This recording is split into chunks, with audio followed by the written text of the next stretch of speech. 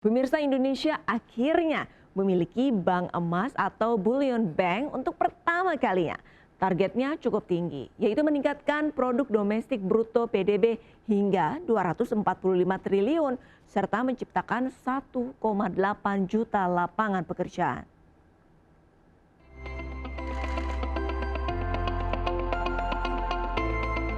Ditandai dengan memasukkan batangan emas ke dalam treasure box, Presiden Prabowo Subianto meresmikan Bank Emas atau Bullion Bank di Gade Tower, Jakarta Pusat. Bank Emas atau Bullion Bank ini merupakan yang pertama dibentuk di Indonesia. Salah satu tujuannya adalah menahan arus keluar atau menyimpan devisa hasil ekspor sumber daya alam, dalam hal ini emas. Saya paham bahwa persiapan Bank Emas ini memakan waktu cukup lama.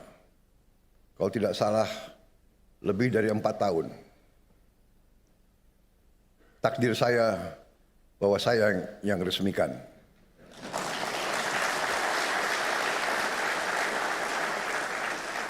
Sekali lagi, saya harus ucapkan terima kasih Pak Jokowi. Presiden Prabowo menambahkan, dari hulu hingga hilir, emas akan diolah dan disimpan di dalam negeri, tidak mengalir ke luar negeri. Bank Emas diharapkan dapat meningkatkan produk domestik bruto hingga 245 triliun rupiah dan membuka 1,8 juta lapangan kerja. Sesuai aturan OJK, Bank Emas atau Bullion Bank memiliki beberapa fungsi, di antaranya layanan penyimpanan emas, pembiayaan emas, perdagangan, dan penitipan emas. Bank Emas akan dikelola 2 BUMN, PT Pegadaian, dan Bank Syariah Indonesia atau BSI. Menteri BUMN Erick Thohir menambahkan, saat ini terdapat sekitar 1.800 ton emas yang disimpan masyarakat di luar sistem perbankan. Pembentukan Bank Emas diharapkan dapat menarik simpanan emas ke dalam sistem keuangan formal untuk dimanfaatkan mendorong pertumbuhan ekonomi nasional. Tim Liputan iNews melaporkan. Pemirsa, retret kepala daerah di Akademi Militer Magelang menyisakan sejumlah cerita. Momen-momen unik terjadi justru di belakang layar pembekalan kepala daerah.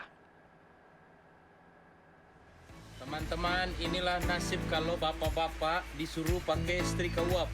Inilah video Wali Kota Kupang, Christian Widodo, dan Wali Kota Palangkaraya, Fairit Naparin, yang viral di sosial media. Di mana keduanya mengunggah momen penuh canda di sela-sela retret. Alih-alih ingin merapikan baju, namun keduanya malah nampak kebingungan menggunakan setrika uap yang menjadi salah satu fasilitas di penginapan. Selanjutnya ada momen unik saat Wamendagri Bima Arya menemui Supian Suri yang sedang mengelap sepatu hitamnya di barak tempat penginapan. Seketika Supian Suri merasa kaget sambil menahan tawa. Wali Kota Depok itu langsung kagok saat ketahuan membersihkan sepatunya sendiri. Ya, di balik keseriusan agenda retret kepala daerah, terselip momen-momen santai penuh canda tawa bagi para peserta. Retret di Akmil Magelang, Jawa Tengah, selain untuk mensinkronisasikan visi dan misi pemerintah dan para kepala daerah, juga bertujuan untuk mempererat kebersamaan dan meningkatkan disiplin kepemimpinan. Ini sangat baik bagi para kepala daerah, cuma mungkin sekedar masukan biar jadwalnya tidak terlalu padat, sehingga kami juga punya waktu interaksi dengan para kepala daerah yang lainnya. Mungkin lebih diperbanyak diskusi-diskusi dalam kelompok kecil, saling berbagi untuk daerah-daerah yang unggul dalam segi misalnya peningkatan PAD, misalnya dalam rangka SPBE atau digitalisasi birokrasi.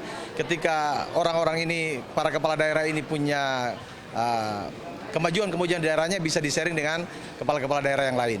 Baik buat kami kepala daerah, di mana dari sisi disiplin waktu dulu, ya kita jadwalnya sudah begitu padat sampai jam 21 dan semua pemberi materi itu, narasumber itu ya berkompeten dan dengan materi-materinya yang cocok buat kami di daerah.